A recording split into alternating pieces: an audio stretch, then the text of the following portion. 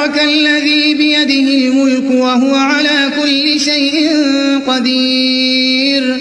الذي خلق الموت والحياة ليبلوكم أيكم أحسن عملا وهو العزيز الغفور الذي خلق 7 سماوات طباقا ما ترى في خلق الرحمن من تفاوت فارجع البصر هل ترى من فطور ثم ارجع البصر كرتين ينقلب إليك البصر خاسئا وهو حسير ولقد زينا السماء الدنيا بمصابيح وجعلناها رجوما للشياطين وأعتدنا لهم عذاب السعير وللذين كفروا بربهم عذاب جهنم وبئس المصير إذا ألقوا فيها سمعوا لها شهيقا وهي تفور تكاد تميز من الغيظ كلما ألقي فيها فوج سالهم خزنتها ألم يأتكم نذير قالوا بلى قد جاءنا نذير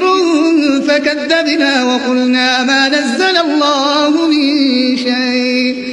إن أنتم إلا في ضلال كبير وقالوا لو كنا نسمع أو نعقل ما كنا في أصحاب السعير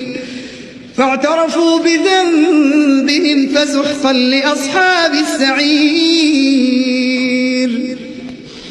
وللذين كفروا بربهم عذاب جهنم وبئس المصير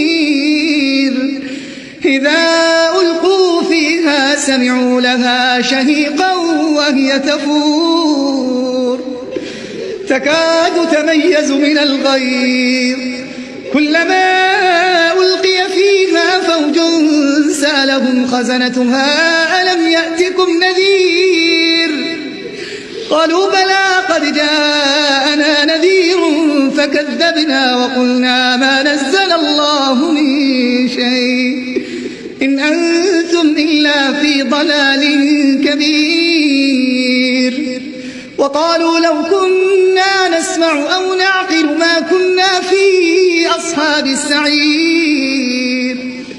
فاعترفوا بذنبهم فسحقا لأصحاب السعير إن الذين يخشون ربهم بالغيب